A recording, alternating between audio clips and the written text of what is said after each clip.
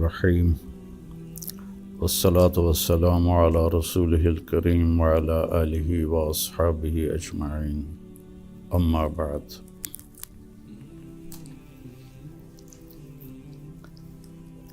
دین اسلام زندگی گزارنے کا وہ طریقہ ہے جو اللہ نے جناب رسول اللہ صلی اللہ علیہ وسلم کے ذریعے سے ہم تک پہنچایا اور بتایا، ڈنڈے سے نہیں چلایا۔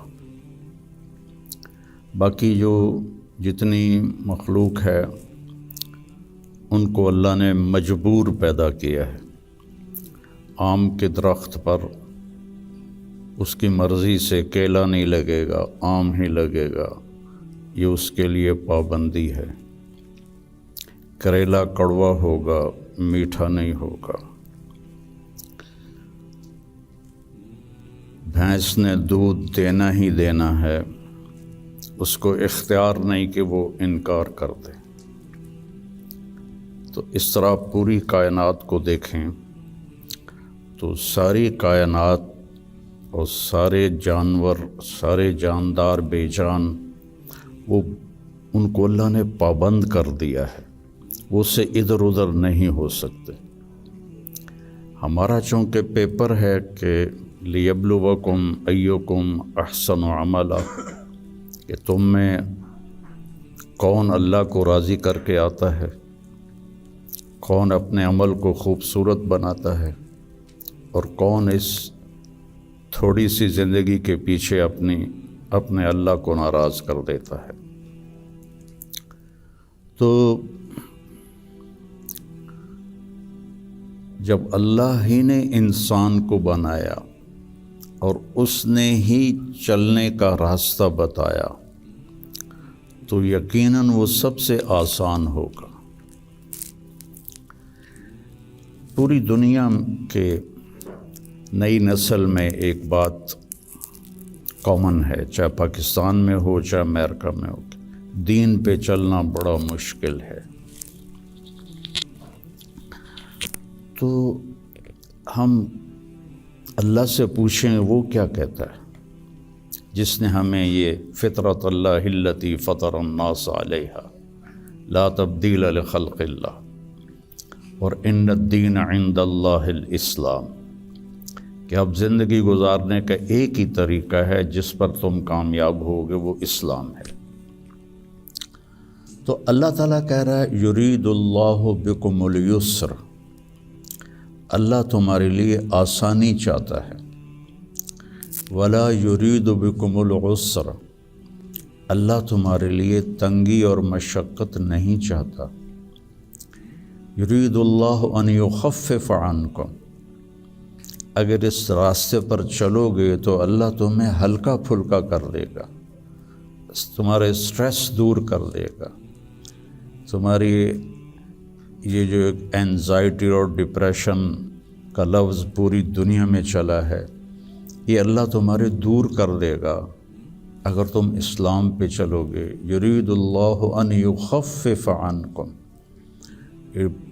اینزائٹی ڈپریشن کی دوائیں کیا کرتی ہیں؟ دماغ کو تھوڑا سست کر دیتی ہیں، تو اس کی جو فیلنگز ہیں نیگیٹو وہ ذرا کم ہو جاتی ہیں۔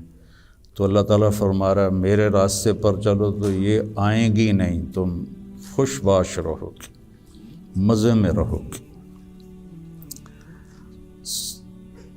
پھر اللہ تعالیٰ کہتا ہے ما جعل علیکم فی الدین من حرج، میں نے تمہارے دین میں کوئی تنگی رکھی کوئی نہیں۔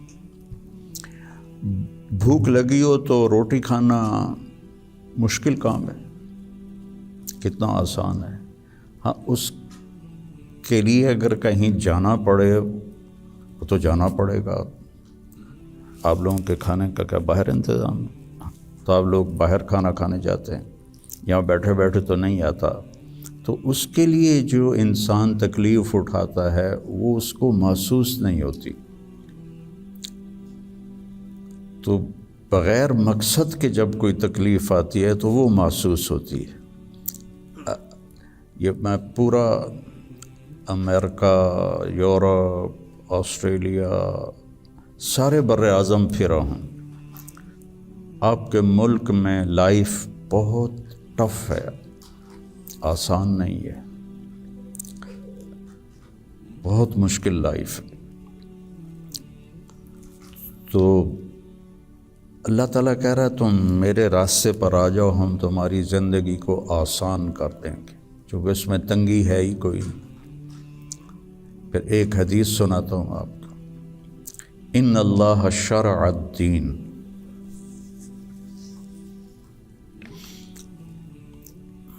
اللہ تعالیٰ نے تمہارے یہ دین کو شریعت بنایا۔ شرع کسے کہتے ہیں؟ بہتے پانی کو کہتے ہیں۔ بہتا پانی کتنا مفید ہے، کتنی پوری زندگی کا نظام پانی کے اوپر چل رہا ہے۔ تو اتنی خوبصورت تشبیہ دی بہتے پانی کے ساتھ کہ جیسے بہتا ہوا پانی، یہ جو سمندر کے کنارے ہوٹل بنے ہوئے ہیں ان کے کرائے زیادہ ہیں، جو اس کمرے کا وہاں ویو سمندر کا ہوتا ہے اس کا کرایہ زیادہ ہے۔ تو پانی پر اللہ تعالیٰ نے زندگی کو چلایا ہے۔ وَجَعَلْنَا مِنَ الْمَاءِ كُلَّ شَيْءٍ حَيٍّ، اور اللہ قرآن میں کہتا ہے کہ میں نے ہر جاندار کو پانی سے پیدا فرمایا۔ تو اللہ کے نبی نے قرآن میں کہا لِكُلٍّ جَعَلْنَا مِنْكُمْ شِرْعَةً وَمِنْهَاجًا ثُمَّ جَعَلْنَاكَ عَلَى شَرِيعَةٍ مِنَ الْأَمْرِ۔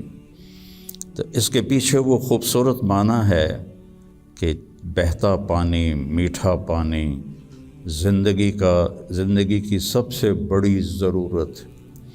اس لیے سفر میں آدمی ہو اور پانی کی قلت ہو تو علماء کہتے ہیں نماز کے لیے تیمم کرے اور پینے کے لیے پانی کو محفوظ کرے۔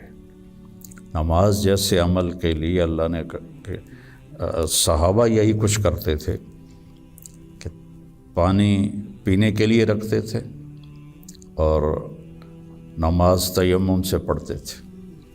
تو ان اللہ شرع الدین، پہلی بشارت تو لفظ شرع میں ہے، وجعلہ سہلا، دوسری خوشخبری آسان بنایا،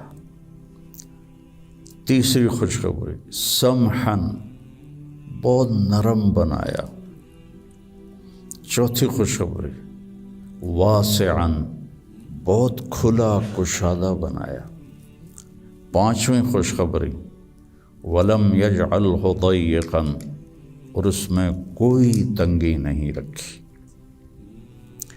لیکن جیسے ہر چیز کو سیکھنا پڑتا ہے، دین کو بھی سیکھنا پڑتا ہے۔ یہ بڑے بڑے ٹرالے جو چلا رہے ہوتے ہیں، یہ اتنے بڑے بڑے کروز، کئی دفعہ میں نے ان میں سفر کیا ہے، اتنے بڑے بڑے 5-5 ہزار آدمی اٹھا کے وہ جو ڈرائیور چل رہا ہے وہ دیکھنے میں کتنا مشکل ہے۔ پھر پانی میں بریک لگانا یہ کتنا عجیب مشکل کام ہے، لیکن چونکہ سیکھ لیا تو چلائے جا رہا ہے۔ گاڑی ایک ہاتھ سے چلا رہا ہے، دوسرے ہاتھ سے موبائل سن رہا ہے، حالانکہ پابندیاں الگ الگ کے حکومت کی، پھر بھی موبائل یہاں لگایا ہوا ہے۔ ہمارے ہاں تو موٹر سائیکل پر بیٹھا ہوا ہے، ایسے موبائل کر کے جا رہا ہوتا ہے، کھوتا ریڈی چلاتے ہوئے اپنا موبائل یہاں رکھا ہوتا ہے۔ تو سیکھنا پڑتا ہے، سیکھے بغیر تو آدمی سائیکل بھی نہیں چلا سکتا۔ سیکھنے کے لیے ہر میدان میں اللہ تعالیٰ نے محنت رکھی ہے، بغیر محنت کے نہیں۔ اب چونکہ اس محنت پہ کیا ملے گا وہ نظر نہیں آتا تو مشکل نظر آتا ہے، اور امریکہ میں جاب کرنے میں کیا ملے گا وہ نظر آتا ہے، تو اس کے لیے ایسے روبوٹ کی طرح بھاگ رہے ہیں، روبوٹ کی طرح جاب۔ جو بڑے بڑے کاروباری ہیں وہ بھی مزدور کی طرح کام کرتے ہیں، وہ بھی ایسے فری نہیں ہے کہ بھئی اب میرا بڑا کاروبار ہے میں آرام سے گھر بیٹھوں آدمی رکھ لوں، نہیں۔ تو وہ مشقت اس لیے آسان ہوتی ہے کہ اس کی آؤٹ پٹ نظر آ رہی ہوتی، اور جو دین کے اللہ نے ہم سے ڈیمانڈ رکھی ہے چند ہیں، کوئی بڑی بات نہیں ہے، چند مختصر، ایک لا الہ الا اللہ محمد الرسول اللہ کی گواہی، وہ اللہ کا فضل، ہم سارے مسلمان یہ گواہی دیتے ہیں، پھر 5 وقت کی نماز ہے، اور سفر میں آپ کے لیے اللہ نے آدھی کر دی ہے، اکٹھی کر دی ہے، ظہر عصر اکٹھی پڑھ لو، مغرب عشاء اکٹھی پڑھ لو، اور رمضان کے روزے ہیں سال کے بعد، حج اور زکوٰۃ پیسے والوں پر ہے، عام لوگوں پر نہیں ہے، اور پھر ان میں کوئی کمی کوتاہی ہو جائے تو اللہ نے معافی رکھی ہے، کوئی نماز چھوٹ گئی قضا پڑھ لے، معافی مانگ لے، معاف ہو جائے گا، روزہ عذر کے ساتھ چھوڑے تو کوئی گناہ نہیں، بغیر عذر کے چھوڑے تو معافی مانگ لے اور روزہ رکھ لے تو وہ ہو گیا۔ اس کے بعد میں آپ کو ایک حدیث سناتا ہوں، آپ کو پورا دین آپ کے ہاتھ میں آ جائے گا۔ 10 لاکھ حدیثیں ہیں، میں ایک حدیث سنانے لگا ہوں، صرف ایک۔ میرے نبی نے فرمایا 4 اذا کانت فیک، 4 کام کر لو، صرف 4 کام کر لو، دنیا بھی تمہاری ہے، آخرت بھی تمہاری۔ پہلی چیز صدق و حدیث، ہمیشہ سچ بولو، جھوٹ نہ بولو، مذاقاً بھی جھوٹ نہ بولو، سچ بولو۔ دوسری چیز حفظ و امانت، کسی کو دھوکہ نہ دو، کسی کے ساتھ 2 نمبری نہ کرو۔ تیسری چیز حسن و خلیقت، اپنے اخلاق اچھے کرو، اور اچھے اخلاق 2 چیزوں سے قابو میں آتے ہیں، ایک اس زبان پہ قابو ہو، ایک دل کے جذبات پر قابو ہو، دل میں کسی کے لیے نفرت نہ ہو، اور زبان سے کسی کے کو ذلیل کرنے کا بول نہ ہو، غیبت نہ ہو، بہتان نہ ہو، جھوٹ نہ ہو، گالی گلوچ نہ ہو، تو کسی کو دل توڑنے والی گفتگو نہ ہو۔ یہ 2 باتیں کوئی عورت کوئی مرد کر لے تو اس کے تقریباً سارے ہی اخلاق اس کے قابو میں آ جاتے۔ ابو دجانہ رضی اللہ تعالیٰ عنہ ایک بہت بڑے صحابی ہیں، ان کے اتنے فضائل ہیں، کتابیں بھری پڑی ہیں، لیکن وہ فرماتے تھے کہ میرے بھائیوں، میرے پاس بخشش کا سب سے بڑا جو عمل ہے وہ یہ ہے کہ میں نے اپنی زبان سے کبھی کسی کو دکھ نہیں پہنچایا، اور میرے دل میں کسی کے لیے نفرت کوئی نہیں ہے۔